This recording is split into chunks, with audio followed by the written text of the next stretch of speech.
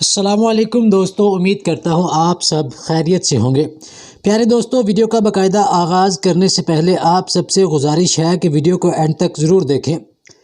دوستو، ہم میں سے اکثر لوگوں کے حالات نے ان کی سوچ ایسی بنا دی ہے کہ ہم ملازمت یا روزگار کو ایک معمول کی بات تصور کرتے ہیں، اور یہ بات بھی درست ہے کہ تاریخی طور پر ملازمت ہمیشہ سے معمول کی بات رہی ہے، لیکن حالیہ دور میں یہ معمول سے زیادہ رواج پانے والا عمل ہے۔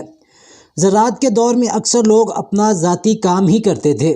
یہ وہ کسان تھے جو ریاستی زمین پر کاشتکاری کرتے، لیکن وہ ریاست کے ملازم نہیں تھے۔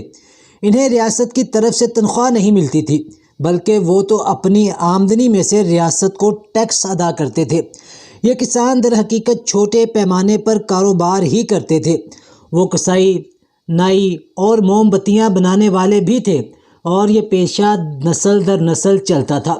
دوستو، اب ہوا کچھ یوں، صنعتی دور کے آغاز سے ہی انسانی معاشروں میں ایک نئی طلب پیدا ہوئی، اور وہ تھی ملازمین کی طلب۔ اس کے جواب میں ریاستوں یا حکومتوں نے عوام الناس کی تعلیم کا بیڑا اٹھایا، اور یہ عمل مغربی ممالک سمیت دنیا کے تقریباً تمام کونوں میں جاری و ساری رہا۔ کیا آپ نے کبھی سوچا کہ 65 سال کی عمر میں ریٹائر ہونے کا آئیڈیا کیسے اور کہاں سے آیا؟ اور یہ خیال 1899 میں جرمنی کے صدر اوٹو وان بسمارک کو آیا۔ اصل میں بسمارک کے ابتدائی آئیڈیا کے مطابق لوگوں کو 70 سال کی عمر میں ریٹائر کر کے پینشن دی جانی چاہیے تھی، جبکہ اس وقت جرمنی میں اوسط عمر 45 سال کے لگ بھگ تھی، لیکن اب وہ 80 یا 90 سال کی عمر پاتے ہیں۔ اور اگر 65 برس کی عمر کے بعد تمام لوگوں کا خرچ حکومت کے ذمے ہوگا تو شاید اکثر حکومتیں بہت جلد دیوالیہ ہو جائیں۔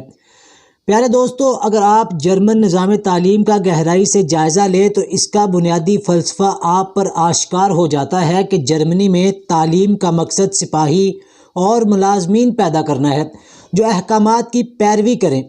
1960 اور 1970 کی دہائیوں کے دوران امریکہ میں بڑی کمپنیوں جیسے IBM نے ساری عمر کے لیے ملازمت یا روزگار کا آئیڈیا پیش کیا۔ اس کے پیچھے یہ خیال تھا کہ ملازمین کی تنخواہوں میں سے جمع شدہ رقم سے سونے میں اور دوسرے نفع بخش منصوبوں میں سرمایہ کاری کی جائے۔ یہ خیال 1985 تک اپنے عروج پر پہنچ گیا، لیکن اس کے بعد سے یہ طریقہ مسلسل تنقید اور تنزلی کی ضد میں ہے۔ دوستو، آج کے دور میں یہ خیال مکمل طور پر متروک ہو چکا ہے، اور اس کا مطلب یہ ہے کہ کارپوریٹ سیکٹر میں روزگاری کی دیومالائی داستان اب اختتام پذیر ہے۔